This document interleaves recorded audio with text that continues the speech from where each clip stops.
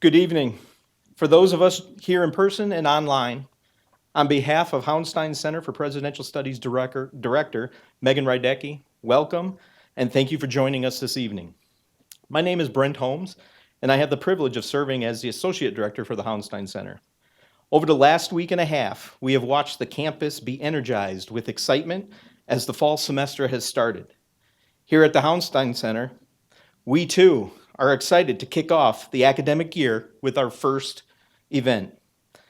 This year, the Hauenstein Center focuses its programming on the theme of empowered citizenship.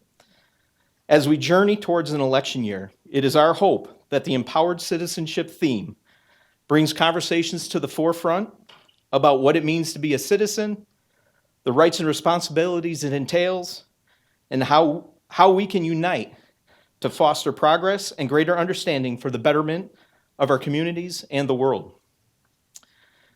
Tonight, we are excited to have Eric Liu and Victor Davis Hanson joining us for a moderated conversation with our very own Cook Leadership Academy Program Manager, Abby Sachs, followed by questions from you, the audience.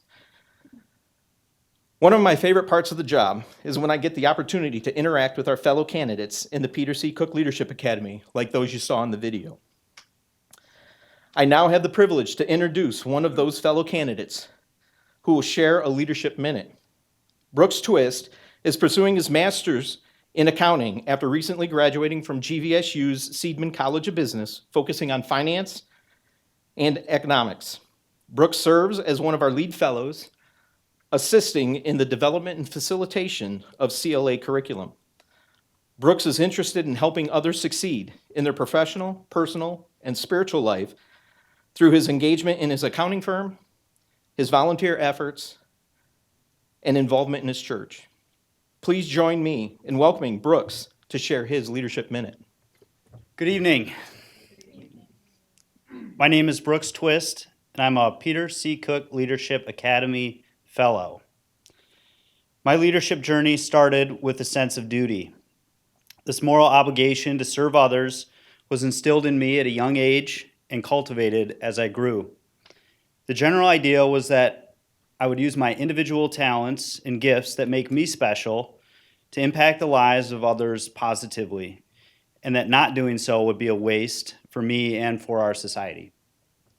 My time at Grand Valley has helped me expand my talents and gifts, and my time with the Cook Leadership Academy has taught me how best to utilize them to fulfill my individual duty to you all.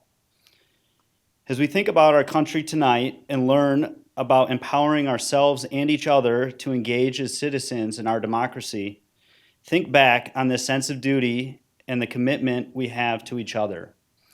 The commitment to protect the vulnerable, care for the sick, and to ensure equal opportunity for all.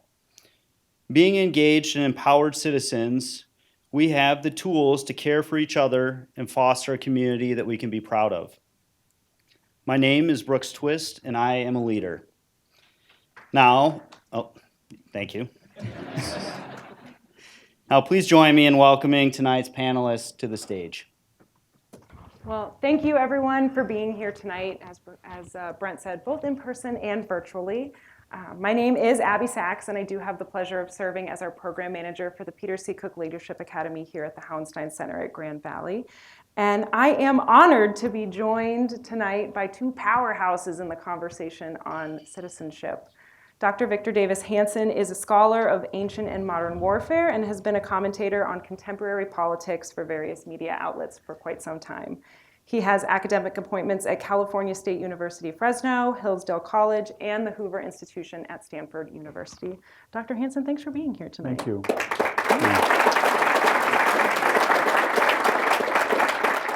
And Eric Liu is the co-founder and CEO of Citizen University, which works to build a culture of powerful and responsible citizenship in the United States.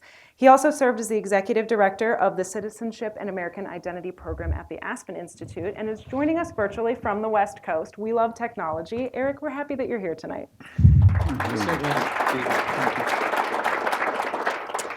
Gentlemen, thank you for being here and for being willing to share your knowledge and insights as we kind of jump into this it's going to start as a state of the citizen, but hopefully end as kind of like a brainstorm as we hope to gain a better idea of what it means to be an American citizen and why that notion is in jeopardy in our country today.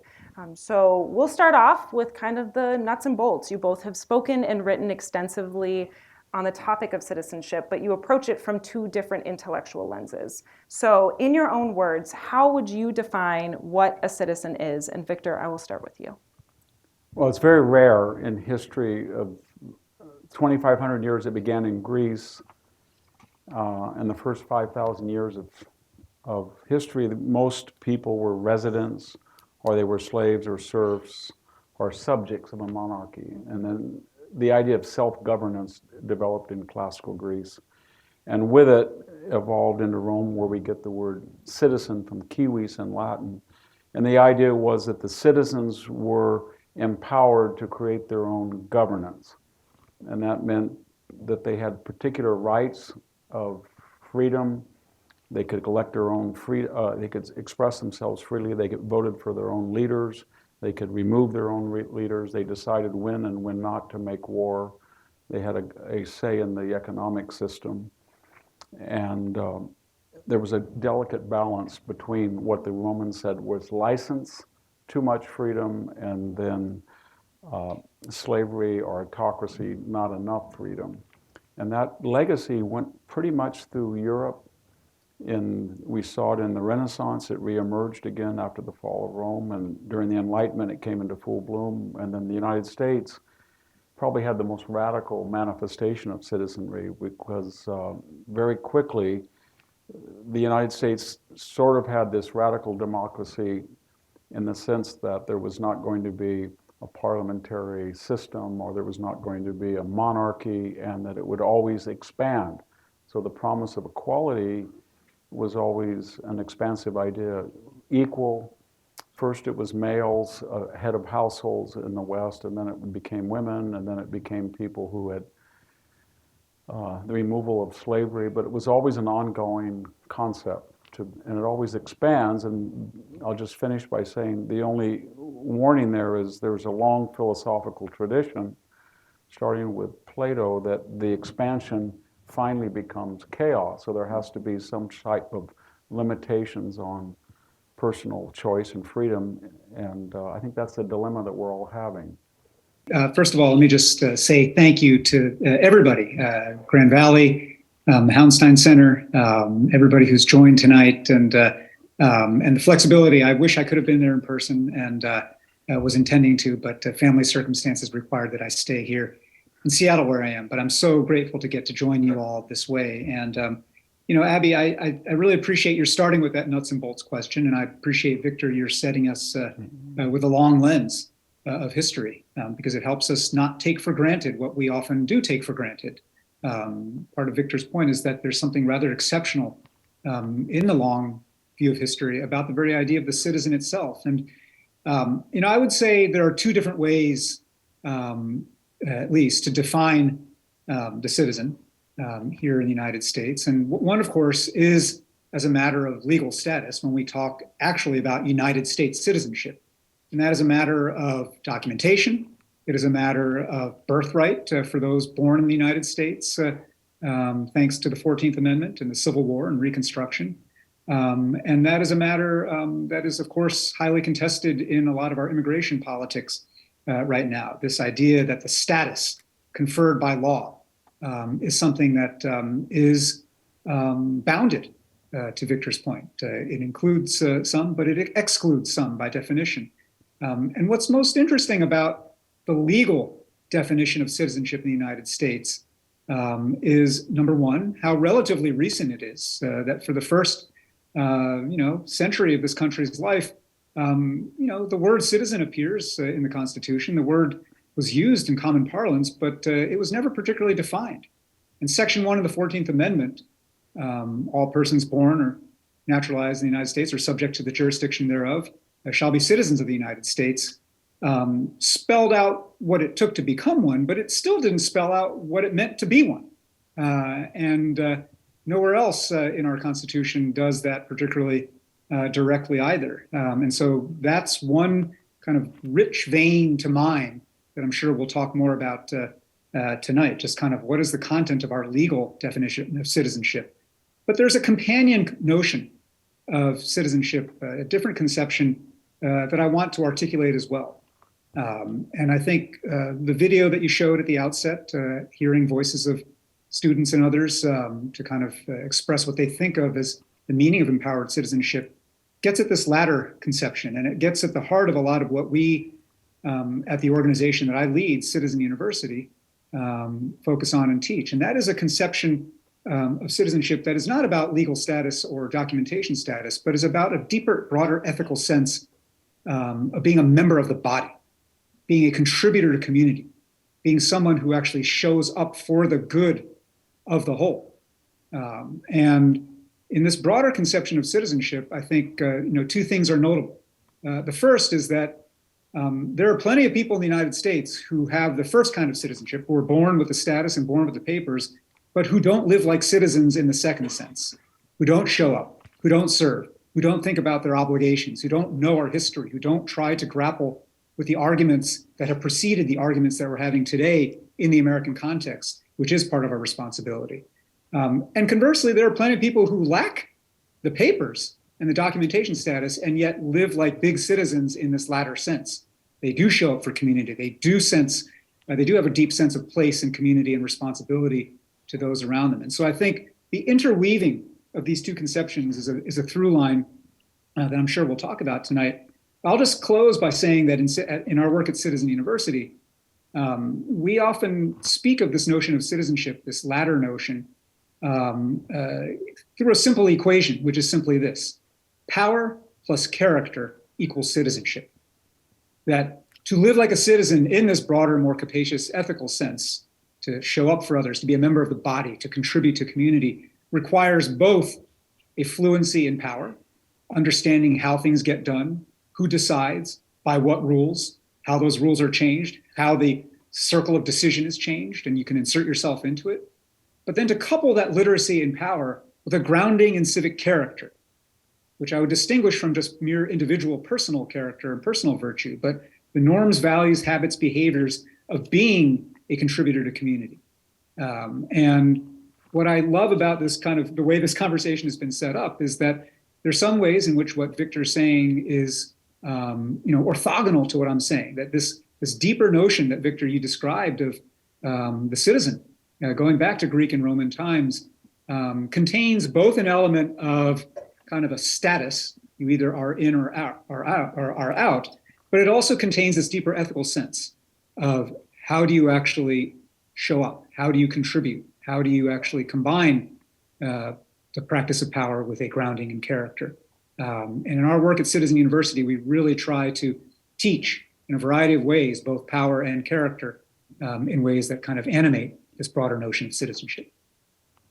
Yeah, fantastic. Thank you so much for sharing that, both of you. And I love that you're aligned in this value of citizenship. It's something that, I remember taking civics courses vaguely, but it's not necessarily something that comes up in my day-to-day life. I'm like, you're both lucky enough to be steeped in it, so you get to talk about it a lot. But there really is this kind of give and take, right, of the, like you've said, Victor, this balance of we can't be so focused on the legal documentation, the being strict about what a citizen is, that it makes it impossible to become a citizen. But we also can't be so expansive that it means nothing, because if being a citizen is just nothing, then it doesn't mean anything. So there's a lot of give and take there. And one thing that I think a lot is the rights of the citizen and the responsibilities of the citizen. Those are kind of the two worlds. And the cultural and ideological diversity of the United States would make it almost feel like a barrier to identifying a foundation for American citizenship. There's what does it mean to be an American citizen? It's something that could be widely accepted by anyone in this room or anyone in the Michigan or the country more broadly. So when we think about American citizenship specifically, and Eric, you mentioned this idea of it being tied to American exceptionalism as well. What should every American citizen be responsible for knowing, for doing, for sacrificing to be, considered not just by the legal standard of citizen, but also that ethical sense of being a member of the body. And Eric, I'll let you go ahead and kick that one off. Or Victor, if you've got something in mind as well. Well, we're not a blood and soil country. We don't define ourselves by our superficial appearance. I think we're the only democracy that functions, a large democracy, on that premise. I know that multiracial democracies like India and Brazil try to do that, but they don't do a very good job. They still have caste. So this is a very strange thing that we are united by a set of values embodied in the Declaration and the Constitution. Any of us in this room, should we want to be citizens of Mexico, if we do not look like Mexicans, or we want to be citizens of China or Japan, probably even as many European countries, if we don't look like the majority population, we're not going to be fully accepted. I don't think any of us could immigrate to present-day communist China and be ever, even if we were communists, ever be accepted because we don't look like Chinese. That's just a fact. So it's a very radical idea, and it requires a lot of work. And there's 2 or 3 things that are essential to it, or it won't work. One is you have to have a viable middle class. And the middle class has to be empowered economically, so they have the time and Eric spoke of power, they have to have the power and the influence to self-govern. And usually the story of history is 2 classes, a medievalism, so to speak, of the rich and poor, but not the middle. And unfortunately, in the United States, we've lost the working wages of the middle class have been static for over 12 years. And they're losing purchasing power, especially recently. Second thing you have to do, it's a challenge, is you have to give up, in this type of democracy, you have to give up your tribal affinities. We're all enriched by food, fashion, dance, literature, music from different countries. That's what makes the United States unique. But the core values have to remain unchanged. We have to assimilate and integrate into that. We don't ask to strip your native identity, but we accept the fact that people, all of us, are immigrants, and we give up something to get something greater. It's a brutal bargain. Nobody says, I come from Sweden and we want to have Swedish ideas of government. Or I come from Mexico and we want to bring in Mexican jurisprudence. Or I come from Korea and we want Korean ideas of the equality of women. But we do like their literature and art and rich, but not the core. And yet sometimes I think we're forgetting that. So tribalism is a challenge, the middle class is a challenge, and residency is a challenge because, as you pointed out, and every club, every organization has rules. If they didn't have rules, there would be no cohesive body that had common aspirations. And that does require a degree of formality. We're in a great experiment right now. Never in the history of the United States have we had 50 million people almost who are not citizens but residents, both legal residents and illegal residents. And we're getting to the point where we're almost, if not, I haven't looked this year, but we're at the point where we were in the 1840s with the Irish diaspora, or the late 19th century, where we were from Eastern Europe, or during the early 1900s from Sicily and Italy, where we had about 13% of the population were not citizens that were residing. But unlike those earlier migrations, there was a great confidence in the host. They had ideas of the melting pot, civic education, songs, traditions, dates. Everybody had a common body of knowledge to further assimilation. But the irony is now, at the moment where we have the greatest challenge to assimilate and integrate people, we, the host, have lost confidence. So we don't inculcate American values. And in fact, indeed, we don't use the word melting pot anymore. We've substituted the salad bowl. Mm-hmm.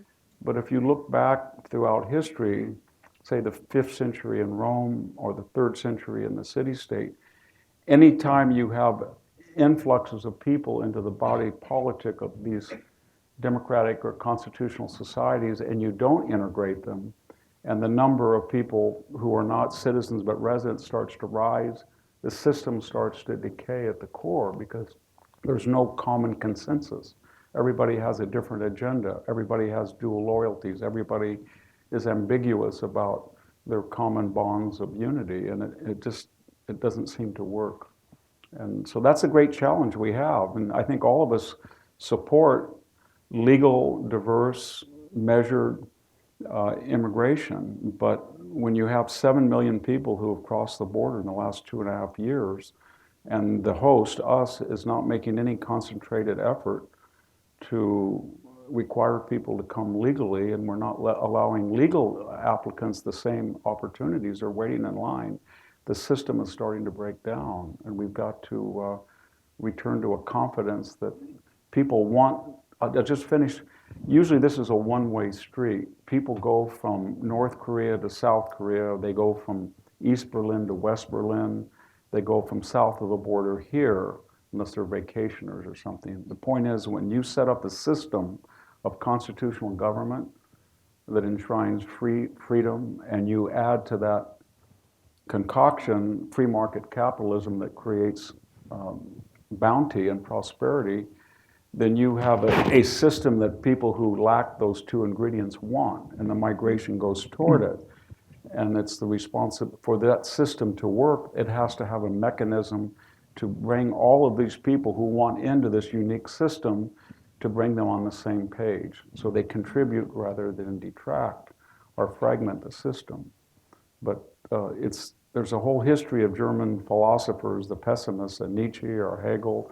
I'm not a big fan of them, Spengler, but said this is the crisis of the West, that it creates so much material bounty and so much freedom, it loses cohesion, and it splinters into individual agendas that can't be reconciled, and they start to dissipate under the pressures of immigration. Yeah, it's one of the, go ahead, Eric, please. You know, I wanted to, there's so many things that Victor's just said that are prompting thoughts. I've tried to jot down a few of them, but I want to just back up for folks in the room there and watching online, just to appreciate the context.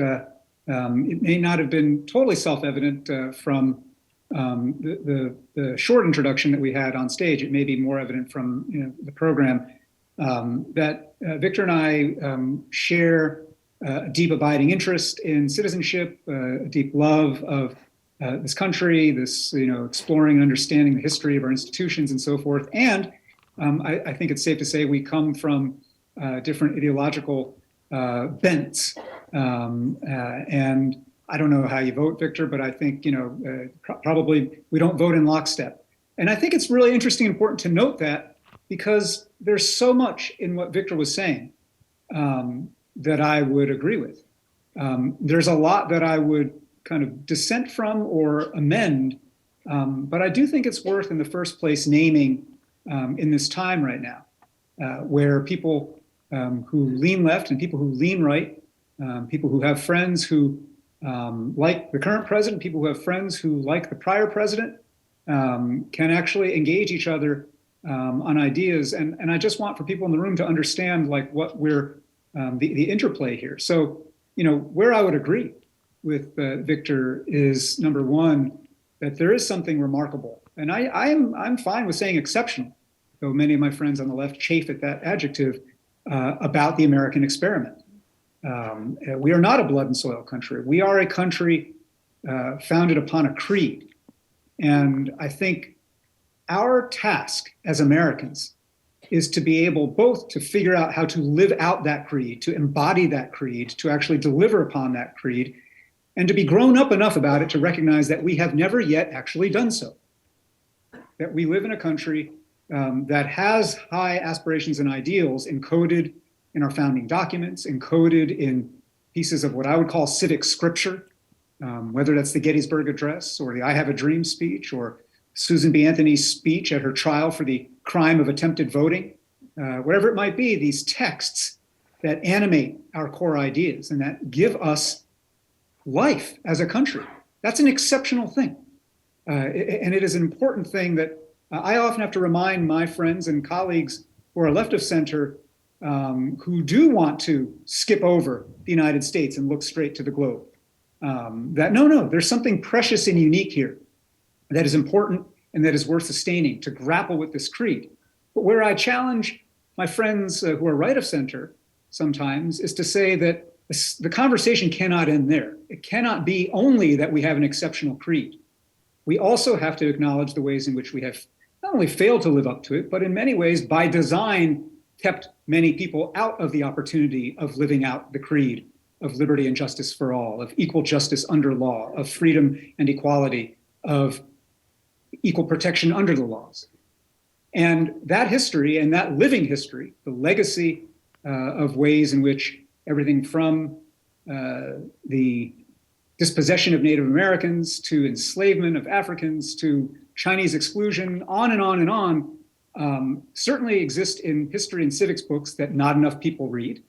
But they also exist in their legacy effects today.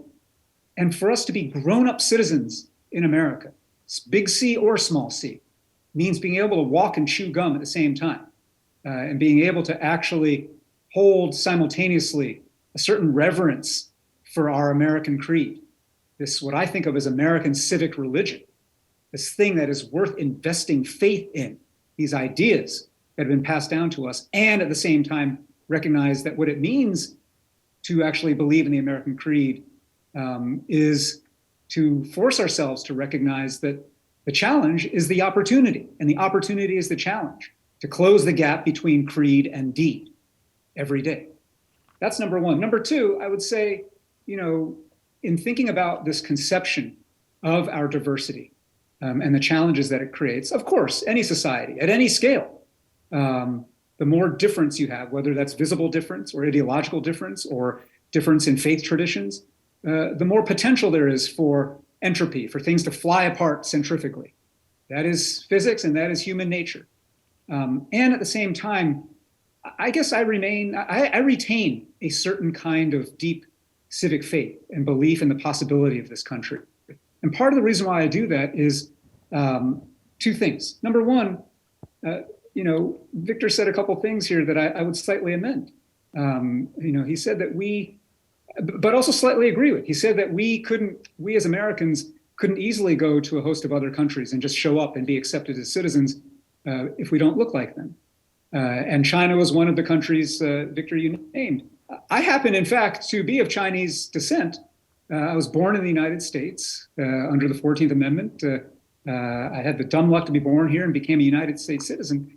But while I do have the genotype and phenotype of someone who was born and raised in mainland China, in communist China, two things I would note. Number one, we have to have a bigger conception of we. When we say we don't look like people in China, remember, there are Americans among us who quite do look like people in China. But number two, where I would agree with Victor, is this. The fact is that even though I look like people in China, the minute I got off the plane there, it would become evident to everybody I am not of that body. I'm American in my mores, I'm American in my style, I'm American in my beliefs, I'm American in my love of self-government in the way that Victor was describing. And the fact is that what is exceptional about the United States is not only our creedal inheritance and our constitutional inheritance, but it is a culture that is not exactly a melting pot culture. The melting pot was a great metaphor that worked for a period of time that was for European immigrants of every part of Europe. Every kind of European could melt into a pot and become white. But that option for melting in was never available fully to Black Americans. It was never fully available to Native Americans or Asian Americans. And so to me, it's not about a metaphor war. I'm not a fan of the salad bowl metaphor either. But to me, the emphasis here has got to be on pushing away from an idea of single stream melting pot and embracing the idea of hybridity. What makes the United States exceptional culturally, as well as civically and constitutionally, is that we generate the hybrids that the rest of the world cannot. We make, and it's true in food, in dress, in fashion, in arts, in music, in tastes, but also just in ways of being, ways of communicating to each other. The reason why, as soon as I got off the plane, even if I speak Mandarin fluently, people would get that I move and just talk like an American. Well, what does that mean? I move and talk in a way that is comfortable with difference and hybridity. Not just diversity, not just tolerance of the weird person next to me, but recognizing that this weird person next to me is already changing me, and I'm changing them. and we are changing each other. And through that lens, you recognize that what is exceptional about the United States and why I retain deep, abiding faith, even in this time of competition with China as a rising, challenging great power, is that I don't care how big China's GDP gets. The United States retains a deep, enduring competitive advantage, which you can shorthand as this: America makes Chinese Americans. China does not make American Chinese. And this is where Victor and I agree completely. It's completely out of their operating system to take either me or any of the people in that room there and say, if you come here and emigrate and live here for a while and pass a test, you can become Chinese. No way. That's completely out of their operating system, their civilizational hardwiring. But that is not only possible here, it is the very point of here. And I think that is a thing that we have to not only acknowledge grudgingly, but embrace. Are there dangers of centrifugal flying apart? Absolutely, all the time. I also agree with Victor that we have to be able to talk with more confidence about the core of American life, the core ideas, the core inheritances, but again, in ways that are grown up, not to say, hello, here's the core set of American ideas. Please memorize them and repeat them back to me, and that will prove to me that you have assimilated. No, to me, the core of America is that America is an argument. America is a perpetually contested, never-ending argument between and among the core ideas of our creed. What it means to practice liberty and what it means to practice equality are not just what it means to like mom and like apple pie. These are things that are always in tension, as the Greeks knew, as the Romans knew. Too much liberty, as Victor said, and you begin to degrade equality. Too much emphasis on equality, as communists have taught us, and you must trample upon people's liberty. How you strike those balances between liberty and equality, between a strong central government that's cohesive and yet local control and local difference and distinction. These are arguments that are deeply American arguments. Arguments between the elements of our national motto, between the pluribus and the unum. You can't have one or the other achieve final victory. We're always in this tense figuring it out between pluribus and unum, between liberty and equality. And to me, that's not a problem. That's not a bug, that's a feature of our operating system. That what it means to embrace the exceptional nature of our creed is not to seek a single final answer to the questions raised by the creed, but to embrace the willingness to keep on arguing it out.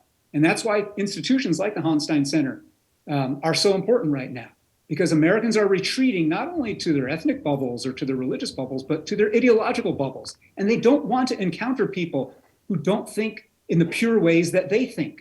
And this is as true on the right as it is on the left. And if we really want to actualize the potential power of what it means to be American, we've got to be able to face each other across left and right, across these different lines of identity, and be able to make a whole that is in fact greater than our heterogeneous parts. Can I just, yeah, I tend to be a little bit, I differ a little bit. By the third generation, Asian Americans are marrying outside their so-called race by about 45%. And in the case of the third generation Hispanics, it's up to 55 to 60%. In fact, the largest group in America, the largest trajectory of growth is not white or black or Asian, it's mixed race. Mm-hmm. And within our lifetime, that's been a radical change. And so the idea that many of our institutions are really becoming ossified or anachronistic. In fact, one of the ironies, if you start to examine the admissions policies of many universities, they actually are in a quandary because they want to typecast people according to ethnic backgrounds. And in a really twist of irony, they're starting to go back to neo-Confederate one-drop rules of 1/16 qualifies you, even though by a person's superficial appearance you can't really adjudicate their ancestry. Yet there's something going on in the grassroots of people being people. They marry without prejudicial bias, or they marry who they want. We're integrating. The people themselves seem to be comfortable with it. It's the people who are the elites who want to retain or in fact double down on classifications that in the modern world are becoming increasingly irrelevant. And one of the casualties of this is that there is a problem in America, and I think Eric mentioned it, and the effort to equality has always been a class aspiration, a class divide. But the problem with the Marxists is they looked at the United States And they saw that the classes eventually became mobile, fluid. Your grandfather could be poor, you could be wealthy, you could be poor again, your son could be more or less successful. So it didn't give them a permanent constituency. And that's why Marxism and communism really never worked in the United States. But what's dangerous now, and it touches on citizenship, so many people are re-tribalizing. They're not following Martin Luther King's dictum of the content of our character rather than the color of our skin. And why are they doing that? Because race is immutable, they think. I just mentioned interracial marriage and that hope of a mixed society, but they seem to think if we substitute race for class, then we have a permanent constituency that we can organize with grievances against the whole. And that it results in some very strange hybrid effects that people who can be very, very wealthy then have grievances and they feel that they're in a particular group once we throw class away. So is Oprah a victim of the system? Is LeBron James a victim of the system? And it's becoming problematic when we try to have these binaries of who is a victim and who is a victimizer and bifurcate the society when in fact we're not talking about class.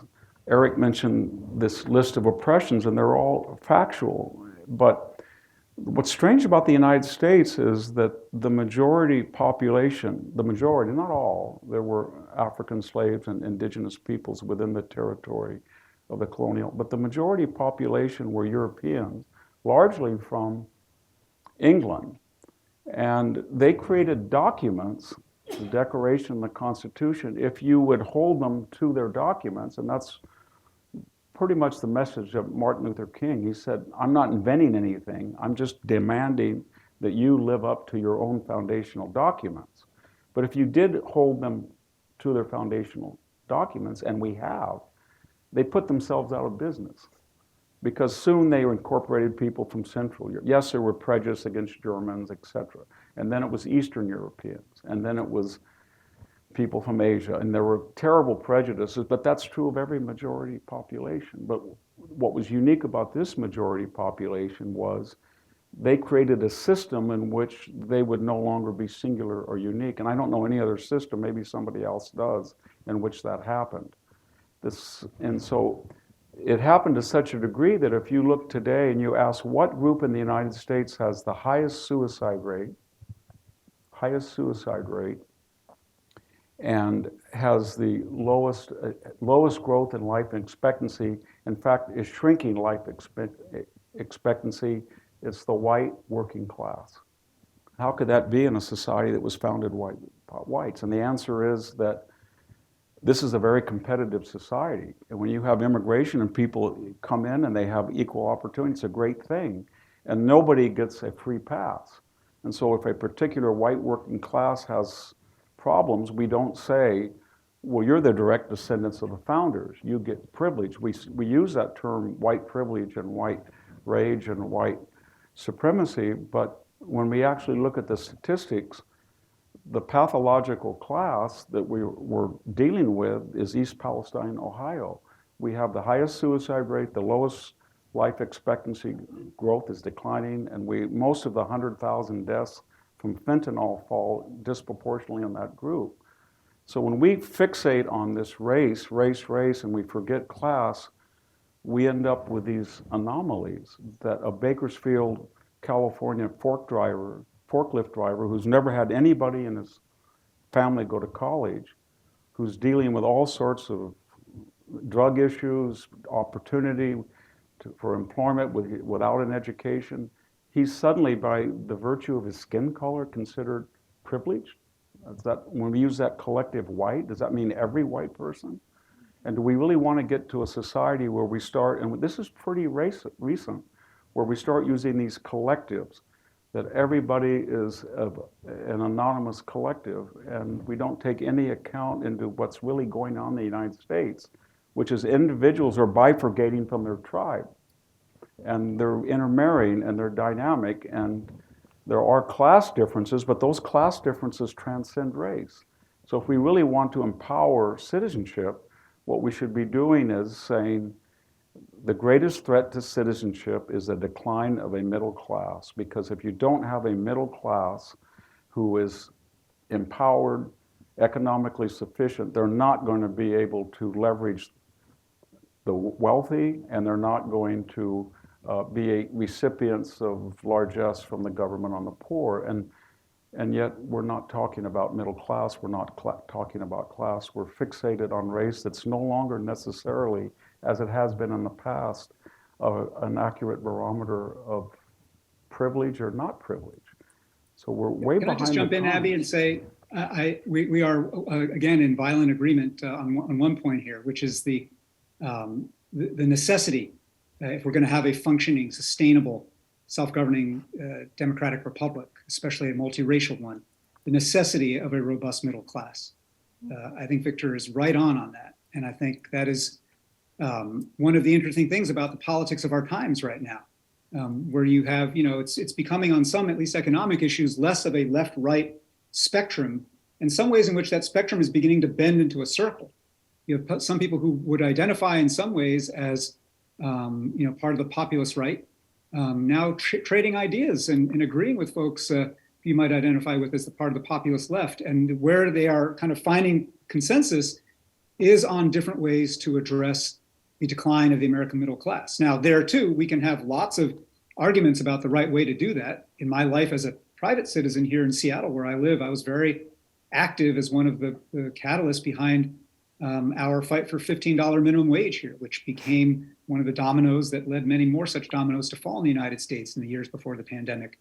And other folks who take a more classically liberal, small c conservative economic worldview might think, no, that's the wrong way to build a middle class. The best way to build a middle class is deregulate and let businesses do more with less encumbrance and get government out of the way. We'll still argue over the right means to build a more robust middle class, and even in ways that will now scramble party lines. You have Republicans now sounding like 1980s Democrats saying we need more tariffs. We need to actually kind of stop with this free trade stuff. And you have Democrats kind of regretting how much they embraced free trade in the 90s and so forth. And so those lines are getting scrambled. But the fact is, while we can agree that the need for a more robust middle class is central, we can also keep on as Americans arguing over the best ways to get there. And that's part of what it means to self-govern, to recognize that sometimes your worldview is going to win and prevail on the best way to do things.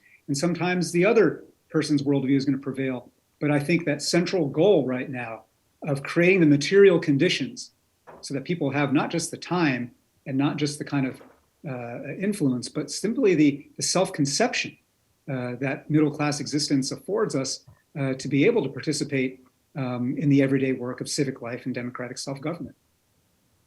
Yeah, absolutely. Wow. Thank you so much for that, both of you. You both talked about this, the power that a citizen should hold, whether it be power and influence, whether it be power alongside character.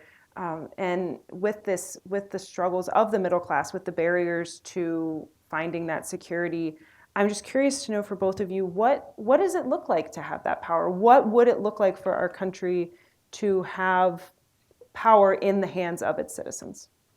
Well, we have a problem, and that is we are a constitutional government, but I don't think the founders ever envisioned a federal workforce of 3 million people, and are 1 out of every 3 people working for government. So I would think that they wouldn't. That would be crazy if they were sitting in thought it would be crazy. Talking about that. Jefferson went so far as to say when people get piled up in the cities, it won't work, meaning the United States. Mm-hmm. But what I'm getting at is we have, the unelected, and increasingly they have resources beyond the control of the citizen. So we've looked at the FBI, just to take one example.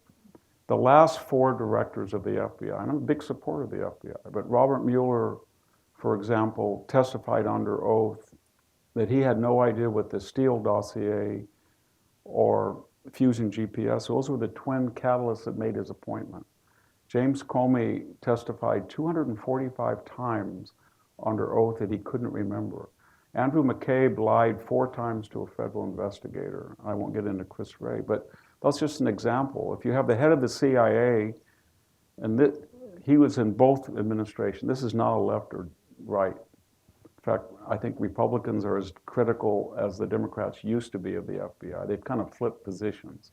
But John Brennan not only lied under oath, he said he lied under oath. There were no consequences. If anybody in this room lies to an IRS agent, they're in big trouble.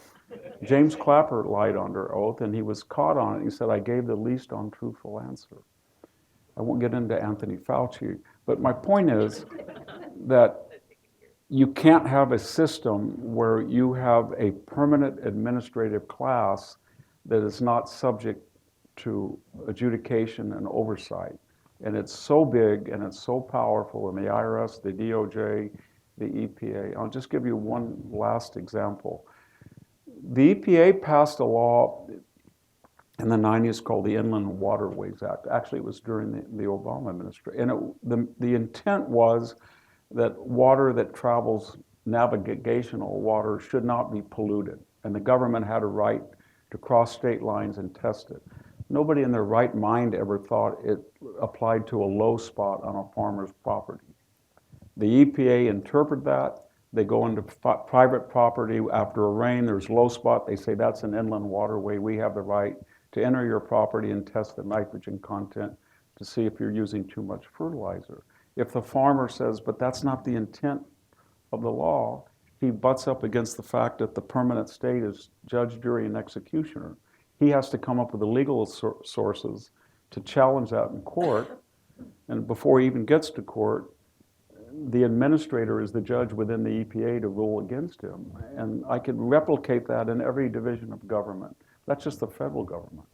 And so I think a lot of the problem is left and right. We have people in the Pentagon, we have people in the cabinets, we have people in the bureaucracies, we have people in all of these administrative capacities that are never subject to review from the citizens. And they exercise power that is absolutely undreamed of by the founders. And if they're wrong, they do not admit they're wrong, and the citizen has to then take upon the expense to fight them in court. And they have all the resources of the state behind them. And I don't think anybody ever, when you look through history and you look what destroyed certain civilizations, it might have been the 5,000 people that were at Versailles under the Bourbons, or the El Escorial under the Spanish monarchy, or the huge Byzantine apparat under Justinian. Of course, he had a solution. He put them all into the Hippodrome, closed the doors, and unleashed the army, and did away with 30,000 of them during the Nika riots. But we can't do that, of course. But what I'm getting at is that it's very dangerous, because it's something that I think for the first time in my life there's a consensus. In 1976, Frank Church, a very, very liberal senator from Idaho, had the church committee, and he uncovered all sorts of abuses. And he was fought by the right. And today, when you look at the FBI forging FISA applications to go after a private citizen and trying to fool a FISA court judge, or paying $3 million to Twitter to suppress a news story, it's kind of flipped. And now the right is saying, well, we thought Church went too far, and now we think he didn't go far enough. And the left was saying he really did a good job, and now they're more or less saying, hands off the FBI, the CIA, their forces have changed. It's crazy, but there is a commonality, and that is that both left and right at particular times, unfortunately maybe not at the same time, have seen the greatest threat to citizenship is a huge government bureaucracy that is unanswerable to anybody. They're like an amoeba that's an organism that's on its own. Yeah, thank you. Eric. Abby, I guess the way I would speak to your question is, you asked what would it look like if we had an empowered citizenry? And I would say it would look a lot like the United States over the last decade, actually. where on both the left and the right, you've begun to see these bottom-up movements emerge, whether it was the Tea Party or Occupy Wall Street, whether it's the Fight 15 for 15 and Black Lives Matter, or Moms for Liberty today, whether it's young climate activists or people who have organized successfully for decades since Roe v. Wade to have Roe v. Wade overturned, or people who are organizing today to kind of deal with the consequences of that. We live in an age of incredible bottom-up citizen power right now. And I think that, it is true that the scale and size of government is beyond the kind of imagination of the founders and framers. But plenty of things in our daily, the fact that we are talking here is also beyond the imagination of our framers and founders. I don't mean that just technologically. I mean that, an Asian guy, a woman, and somebody else, and they just be like, wait, what's going on here? Why do they have standing to talk about United States citizenship? So to me, the thing that is important to emphasize in what Victor said and what we've been talking about throughout here is, again, for all of the worry that we have about the polarization and the kind of toxic tenor of our national politics right now, the fact is that we live in this time where I think there's a great beneficial ferment where people are rediscovering, hey, wait a minute, if your problem is with an overweening central government or a federal, regulatory agency, people are beginning to organize and push back against that. Technology and social media have been able to accelerate the ways in which people connect to push back against what they think to be the thing to fight. And the same has been true on the left. And so we live in this time right now. But to me, the deeper thing is that right now, when you think about folks who are just, again, gathered for this evening here, I would bet that most of us aren't hardcore activists on either the right or the left, doing hardcore organizing, showing up at rallies and forcing legislative change and so forth. Most of us, most of the time, are just trying to live the best ways we can in community. And I think in the same way that we were talking earlier about the economic necessity, the civic necessity of a strong middle class, I think there's also a strong necessity of a great civic middle. And I don't mean like people who are moderate between left and right. I mean people who aren't full-time activists and professional citizens or completely checked out. I mean people who just, you know what, I'm going to show up for Rotary. I'm going to show up in my faith community. I'm going to try to engage my neighbors as we begin to welcome refugees from Ukraine or Afghanistan or other places. I'm going to try to do something that is more than just myself, as one of the young people said in the opening video, right? And I think about the history even of the surrounding community in the part of Michigan where you all are right now, and the ways in which both the history of it politically, I said walk and chew gum earlier, and that's a Gerald Ford reference, and you're in Ford country, but it's Justin Amash country, and it's Peter Meyer country, and it's kind of an independence of thought country where people are trying to figure out, what, I don't want to buy into the prepackaged ways in which national politics are forcing us to hate each other. I want to deal with each other as humans. I want to deal with each other with curiosity. I want to deal with each other in the way that so many of your Dutch Reformed forebears who came to settle that part of the country decided they were running from intolerance and they wanted to build tolerance. And that kind of community where whether or not you're a full-time professional activist citizen or somebody who's scrolling social media all the time, or just someone who wants to show up and be a good member of the body, we've got to encourage more of that. And what power looks like there is not necessarily the same as do you track everything that's going on Twitter? Do you track everything in national elections?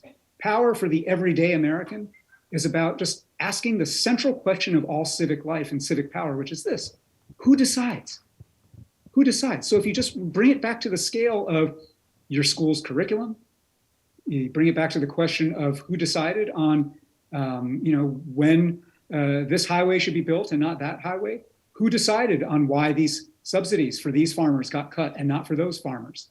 And most Americans, most of the time, answer the question who decides with a generic they.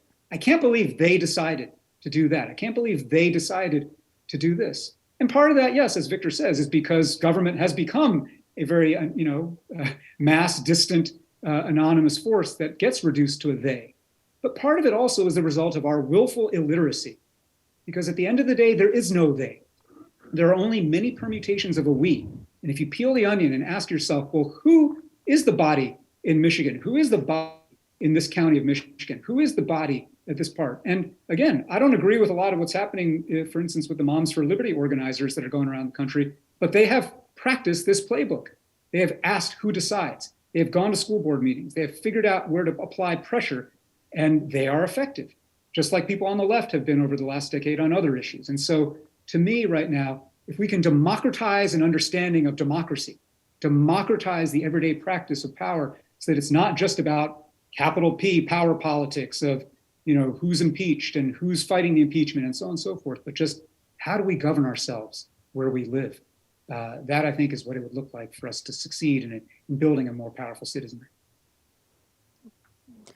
Well, I will, Eric, you've painted just an absolutely beautiful, glowing vision of what our communities could look like. And I, am trying my hardest in this life to be as optimistic as I can, because that's like, what else can you do?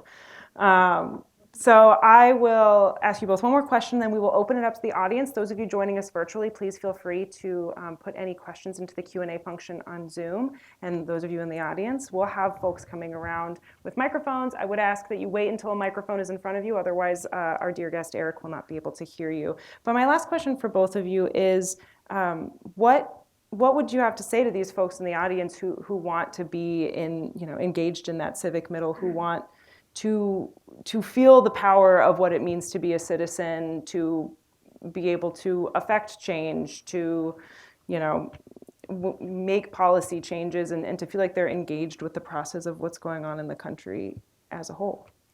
Well, there's classical methodologies that we all do to exercise power. You have to vote. If you like a particular party or candidate, and you feel that vision is essential to the country's survival, you should be an activist. You should go out and try to work for that party, or you should give it money according to your station. Or if you feel you're not particularly political, you should be an election watcher. You can go help register people. You can do all sorts of things. But I think everybody's anxious right now because there's centrifugal forces, there's cosmic forces that, and I would slightly disagree with Eric, that we haven't seen before. Human nature is constant across time and space, but we've never seen these challenges. And that, yes, the federal government is big, but it is bigger both proportionally and in real numbers than it's ever been.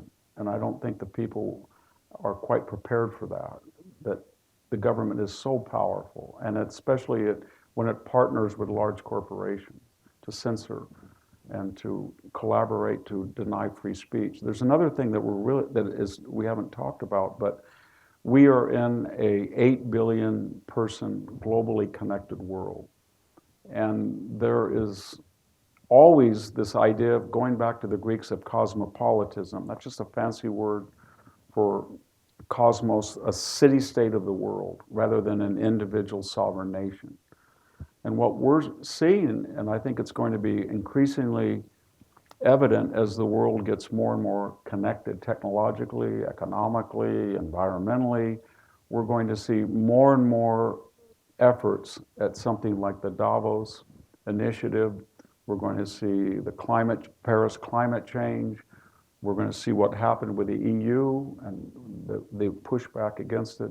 But there is a movement, mostly top-down, elite down, that there is a group of people in the world that feel that because of their education or their training or their superior morality, that they would like to create transnational organizations that displace the sovereignty of individual nations. You can see it with the EU and they were actually passing tax codes where, say, in Ireland cannot undercut other nations in the EU, even though the Irish, as sovereign people, said, we want to attract investment, so we're going to lower the tax rates. Maybe we can get a company to come in and hire. And the EU governing body says you can't do that. Or you can be in Crete and you can say we've had bananas since antiquity, and the EU can say, well, they're 6 inches too small, so we're not going to allow you to use the word banana. The EU, not the Greek government. And we're seeing that in our own case especially with the things like the climate accord, we more than met the emission standards, and yet we felt that, and other countries did not, and yet the United States was faulted until we got out of that. But there's going to be increased effort, on the governmental level to surrender national sovereignty to transnational organizations, and that's going to weaken the power of the individual American citizen. And the second is going to be economic. And part of the problems we're having in this country in the 21st century, in the late 1990s, as we became globalized, there were certain people, skilled people, bright people, educated people, certified people with letters after their names that had skills that were transferable on the global scale. So we woke up one day, I'm being facetious, but we learned that people in the bi-coastal corridors, in the media, in law, in finance, in tech, their markets suddenly blew up to 7-8 billion people. And we created a level of wealth that's absolutely staggering. If you looked at the Fortune 400 30 years ago, if you had $1 billion, you were number 2 or 3. We have a wealth of $160, $170 billion. And we have people with enormous amount of wealth, and that's because they were brilliant enough, lucky enough, or talented enough to tap into these global markets. And so they are a cultural, technological, cognitive elite, but we don't realize that the people in the middle who are absolutely essential, these are the people who build our refrigerators, or the people who paint our homes, they're the people who build shingles in the factories. If they had skills that were Xerox, they were outsourced or offshore for cheaper products overseas. So thousands, millions of people lost their jobs, or their wages were depressed because of this interconnected global world. And unfortunately, we confuse cause and effect, and we more or less said that the winners that had the skills, and academics are one of them that had skills. I woke up one day and I had a column that people in the United States read, and the next thing I knew, I was getting letters from South Korea. I don't know anybody in South Korea, but that's the way the internet works. And the people in the middle didn't have those skills, so what did we do? We created a vocabulary of disparagement. And we're going to put the miners of West Virginia out, or don't worry, you can learn to code if you're a miner, and things like that. And so we wrote off an entire sector of the economy, a whole region in the interior of the country, because we felt, well, we're doing pretty well out in Palo Alto, or we're in Cambridge, Massachusetts. We have the skills, we're globalized, we're sophisticated, and these, I don't know what we can call them. I would say some of the vocabulary that's been used, but I won't.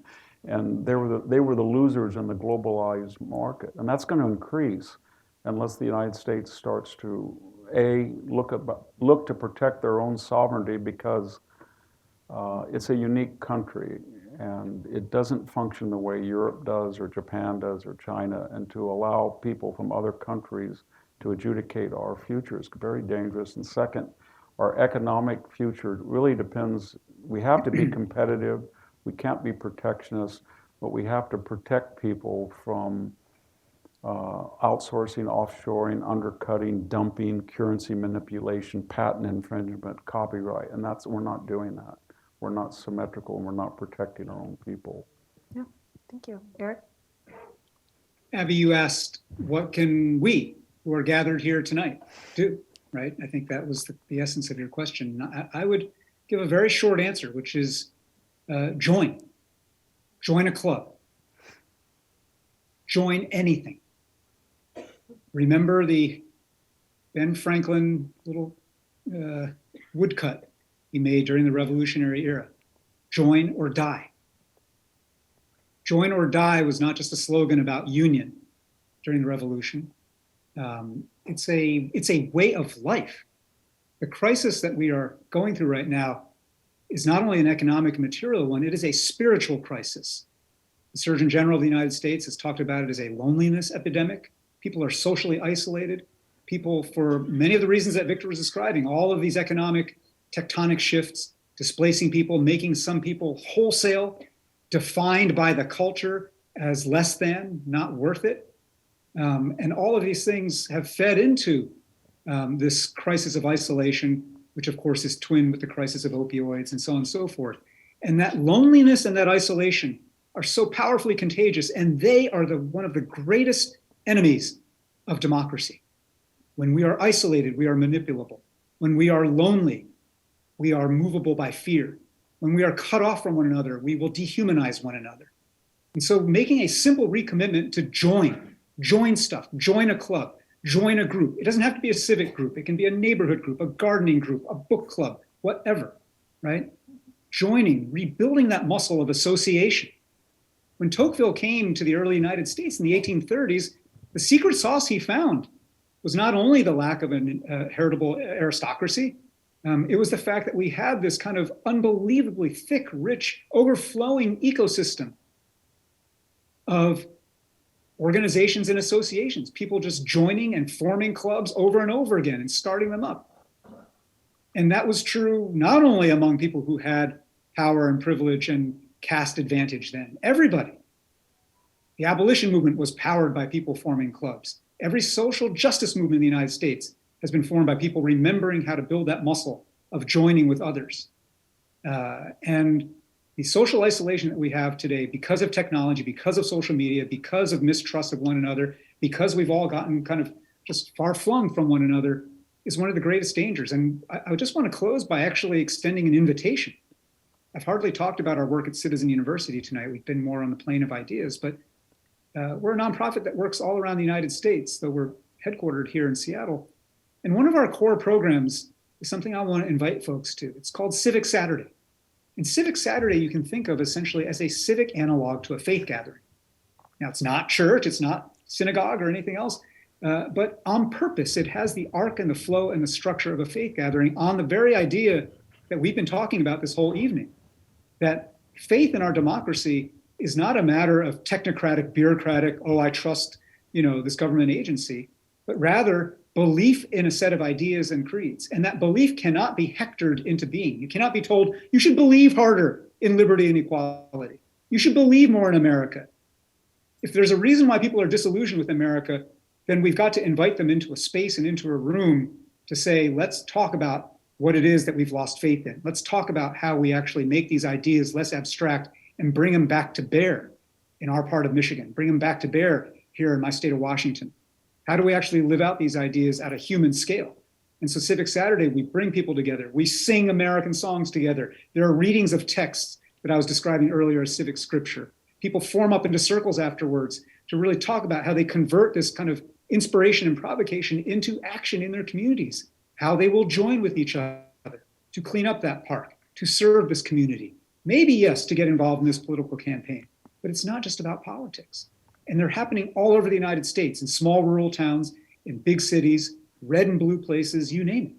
And we have a program called the Civic Saturday Fellowship, where we are just training people just like everybody in the room tonight to come and learn how to organize these simple Civic Saturday gatherings, not as a be-all and end-all, but as a way in for people who are feeling stuck, cut out, cynical spectators to a scene unfolding before them, and say, come on in with a group of other folks who actually want to make sense of these times and make a difference in our community. So that's one simple invitation I would extend. But if that doesn't seem like your cup of tea, go join something else. The act of joining right now is the fundamental kind of DNA, the amino acid, whatever your metaphor is going to be for the body politic to function. A president isn't going to save us. Presidents might harm us as a people, but presidents can't save us. This is about whether we remember how to join with each other, join in pluralistic ways across difference, and figure out how we can make new hybrids out of the ways we live and experience each other. And I think that is the simplest thing that I would say to everybody here, is to join. Fantastic. Thank you, both of you. All right, let's get some questions from the audience. Who's we got? I saw a hand right up here, very fast. Got to have fast hands on this audience. Thank you. You mentioned the word sovereign towards the end. I struggle with that word. What does sovereign mean? And are we a sovereign country? Thank you. Well, sovereign means that you're in control of your own destiny, and you control your government, and you control your physical space as well. Sovereignty often it can, in its most basic sense, be a geographical or even a topographical. Are we sovereign today? We don't have a southern border at all. So we are not able to tell people this is a sovereign space. And the thing about sovereignty is that it's actually it's a humble idea. It's a sense that we are not able to spread our system everywhere without diluting it at the core. That's what happens to empires. When you if you're the British Empire and you're all over the globe, then you have Dickensian London and its Great Expectations or Pickwick Papers right in the heart of London that's failing. We have 650 military bases all around the world, but if you go to San Francisco today, it's pre-civilizational. There's feces on the street. 30% of the stores are closed. And so we need to worry about our sovereignty before we lecture anybody overseas. And the same thing about borders. We cannot save everybody in Latin America. It would be a wonderful thing that the 7 million people come, and now we're going to get another 7, and another 7, and another 7. But when you have 2 million people homeless, and you have 21% of the population in California alone, the richest state in the union, below the poverty line, then you have an obligation to your sovereign people first. And you shouldn't have pretensions that you're going to go all over to Kabul and all over the world and spread your system if you can't protect your sovereign space and the sovereign responsibilities you have to your own citizens. It's something to see. I mean, I have a lot of empathy for the people who are leaving, say, southern Mexico with the aspirations of coming to a free and prosperous country. But on the other hand, I live in a city that's about 90% Hispanic. And when you bring in bus people who are from a completely different country and you throw them on the entitlement industry, then all of a sudden a person can't get dialysis treatment, or a person can't find AP classes that were so hard to achieve, revert back to bilingual classes. And so it impacts. There's a limit to what the United States can do. It thinks it can do everything. It cannot. We learned that in Afghanistan. We've learned that around the world. And I think there's a great yearning among Americans to recreate the idea of a sovereign space. And let's take care of all of our problems here and try to deal with it. And let's have borders where we say, we'd like to do this beyond the border, but we don't have the wealth or the imagination in this particular generation, given the pathologies we have. So first, we're going to fix things in America. And once we do that, then we can welcome in more people if they come legally. But this idea that you just destroy the southern border and you get rid of sovereignty is I think it's derelict. It really is.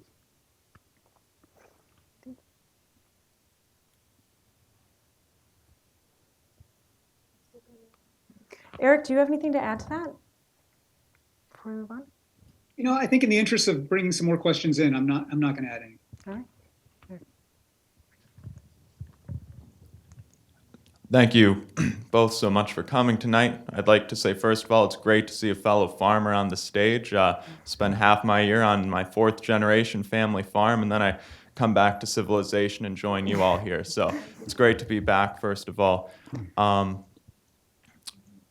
Something I think a lot of American citizens are disenfranchised with right now is this idea of agency. Why should I even try?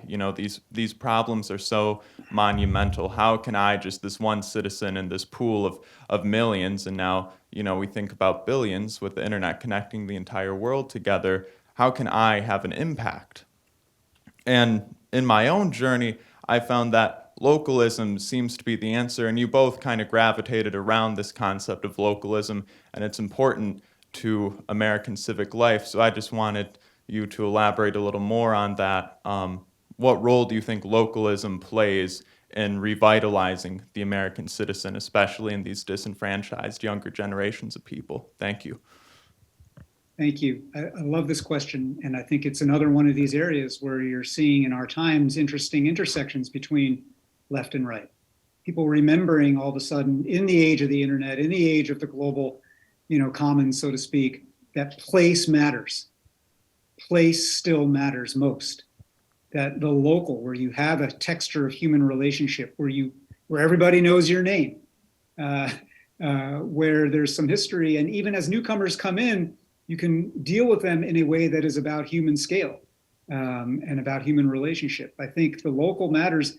Now, I think the opportunity we have right now in this day and age is not to have a localism that is just about kind of turning inward and parochial, like, Grand Rapids doesn't want to worry about what's going on in Lansing, and Lansing doesn't want to worry about what's going on, in Detroit.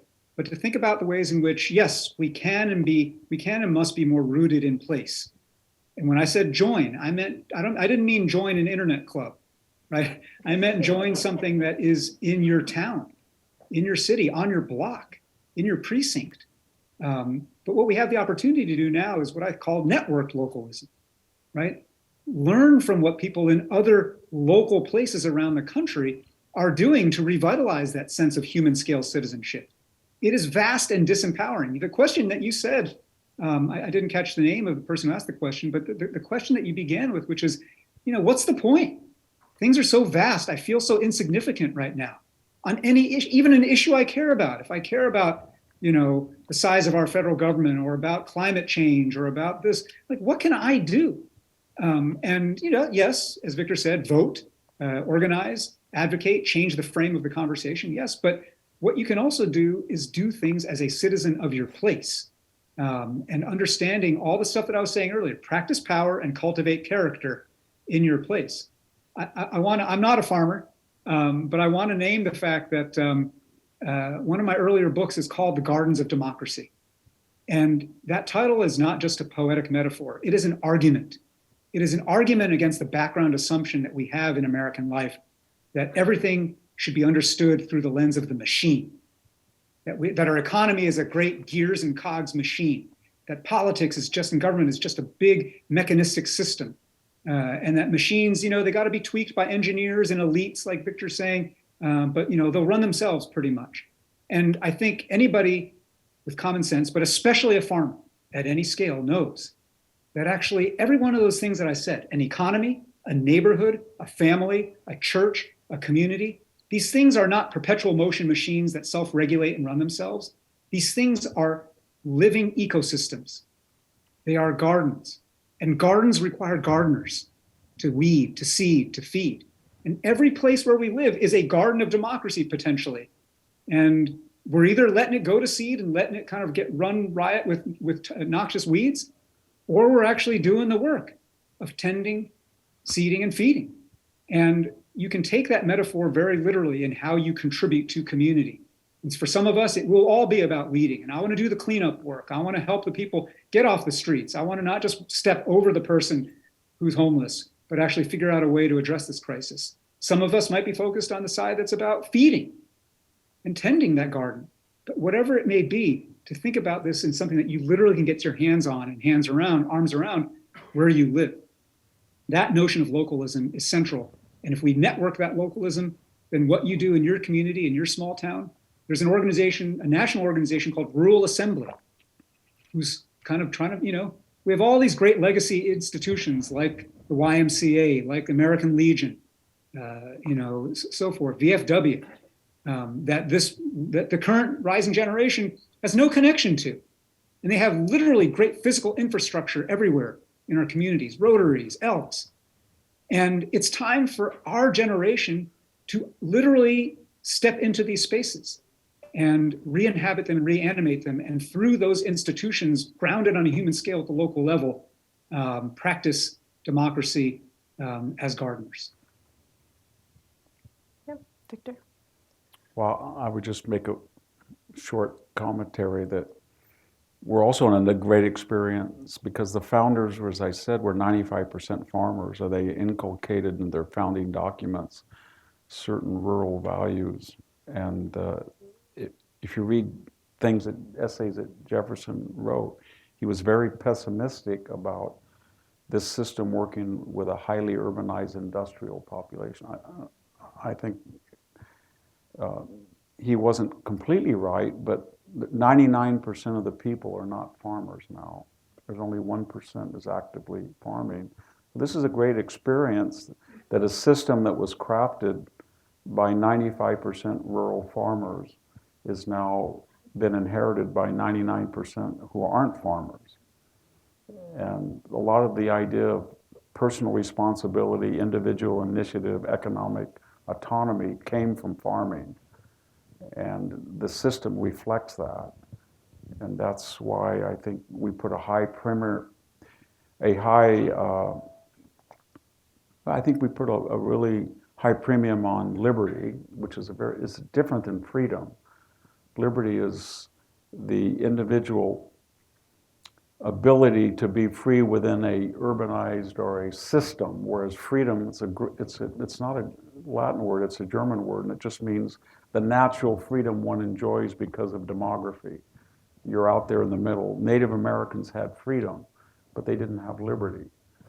And the founders were very worried about liberty within a highly complex industrial European type society. So we'll see what happens, but might be wise to have 5% of the people farming rather than just 1. Just 5? I would like to see a little bit higher. I would like to see more. I'm not going to privilege just farm. There are people in our society, independent truck drivers, 7-Eleven owners, any small person who's completely autonomous and has to rely on himself or herself, these small business entrepreneurs, they're the backbone of the American system because they're by natural inclination, they're independent, they're autonomous, their suspicions are right on about big government, big corporations, and we're losing them in this globalized world. Yeah, thank you for adding that. I appreciate it. All right, folks, I'm so sorry. We've got time for one more question. It's been such a delight to be around tonight. Let's have this gentleman. Oh, thank you. Thank you. Hi, my name is Asia. I just had a question. I've never heard the phrase American Creed before. I just wanted to know what is the American Creed and how does that apply to American citizens? Thank you, Asia. Two things. The American Creed is a term that used to be said a lot, and it's not a surprise that you haven't heard it before because people haven't been saying it a lot in the last generation or two. And what we mean by that phrase is something very simple, which is the collection of ideas that birthed this country and have made this country evolve over time. Ideas that are encoded in some of our founding documents. So the first 3 words of the Constitution, we the people. That, packed in those 3 words is the whole dissertation that Victor wrote decades ago, about the kind of origins and the distinctiveness of an idea of self-governance. And that was an argument against all prior history, right? We the people is part of the American Creed. All men, but now we can kind of expand it to all people are created equal from the Declaration. But also ideas that are drawn from the Gettysburg Address, government of the people, by the people, for the people, right? You have these kind of catchphrases that are not just catchphrases. They are expressions of an idea, of the meaning of liberty, of the meaning of equality, of the meaning of the relationship between a person and their government and what it means to govern yourself. Self-government begins with actually literally being able to control your own tendencies and emotions, and then expand that out into a communal setting. How do we manage ourselves? How shall we live together? And so these ideas that are kind of at the foundation of our system, and some of those words and ideas and catchphrases, liberty and justice for all from the Pledge of Allegiance, which itself is no longer said so much in American schools. These are ideas of the American Creed, and to a lot of younger people, and I work with a lot of younger people, particularly younger people of color, younger people who are left of center, and they think, well, those are just words said by old dead white men who we don't feel connected to anymore. And my insistence upon that is that no. These are the words that you are called to live into right now, that you are called to actually inhabit and animate right now. These are the words that actually made it possible for you to be here right now. At every turn, the kind of sense of inclusion that the American body politic shouldn't include just white men, shouldn't just include just white men and women, shouldn't just include people who, can read or write or own property. All these limitations, the ways in which we have a democratic culture are all because of the DNA that's in the American Creed. And that, the words of Frederick Douglass are part of the American Creed. Power concedes nothing without a demand, Frederick Douglass said. But Frederick Douglass also said two things at times of disillusionment. He asked, what to the slave is the 4th of July? And he was like, all of these fancy words of the American Creed is just a bunch of BS to people who have been enslaved and in a time where the same country enslaves people. But then later he also said, around the time Lincoln died and afterwards, that the Constitution was a great liberty machine. That the Constitution was in fact the means and mechanism for correcting all the ways in which our society was broken. And if you don't know those words, if you don't know the Constitution he's referring to, if you don't know the arguments that preceded it, if you don't know the American Creed, then you literally don't know the ways in which decisions are getting made around us, by us, for us. And so government of the people, by the people, for the people can't be, decisions made by, for, and of us, about us, but rather how we step into those spaces and into those responsibilities. And that's a word that, Abby, you said at the beginning, but interestingly, we haven't explicitly talked about it so much during the evening, which is, part of the American Creed too, is that we're not a country that's only about rights and getting to do whatever the heck we want. The only way a republic holds together is if you have a sense of responsibility. And that's an equal part of the American Creed. Every farmer knew that, and every farmer knew that responsibility was not only personal, but was collective. It was mutual responsibility. Rugged individualism never got a barn raised. Barns were raised by people who came together. And the Declaration of Independence, even though it is a great document that says basically, get off my back, England, don't remember the early words of the Declaration. Remember the words that close the Declaration. We pledge our lives, our fortunes, and our sacred honor. We mutually pledge our lives, our fortunes, and our sacred honor. To make mutual pledges, to put things on the line mutually, that's part of the American Creed too. And so I think for the younger generation, I'm always trying to invite them in. Claim this. This is yours. This is ours. This is our time to use these words just as others before us have. And this is the way we actually make this country be all that it can be. Thank you. Victor, anything to add on? I would just finish very quickly is that I think sometimes we hold America to a standard that's impossible. And it's very valuable for young people to go to different countries. And that was an awakening for me. If you go to a Vietnam or you go to a Nigeria or you go to a Germany and you see how things work, you come back with a renewed appreciation. We don't have to be perfect to be good, but we do have to be better than the alternative. And once we have that humility, I think, and we're realistic, we do pretty well.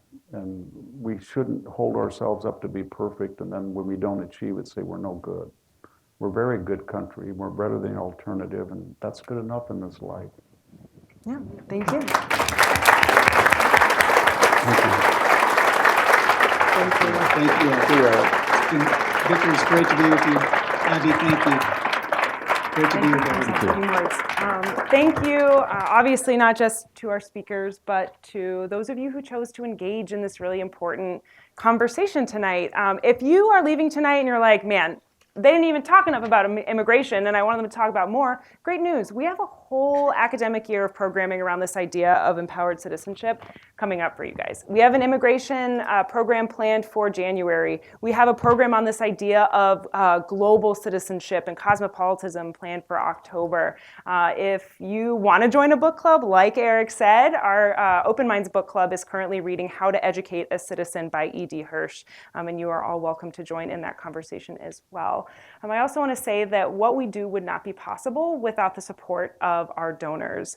A Hauenstein Center membership not only supports the programming like what we do tonight and helps us bring speakers like Eric and Victor to our stage, but it also supports the work that we do through my program, the Peter C. Cook Leadership Academy, as we help develop the next generation of leaders through Grand Valley students. So if you're interested in learning more about how you can support the work that we do with the Hauenstein Center, you can always talk to a staff member tonight, or you can visit our website at gvsu.edu/hc/give. So that's a lot. You can just talk to us. That's probably easier. But we will now be moving into the lobby. Victor will be doing a book signing, and we'll also have some light refreshments and community conversations. So thank you all, and good night. Thank you all. Good night. Bye-bye.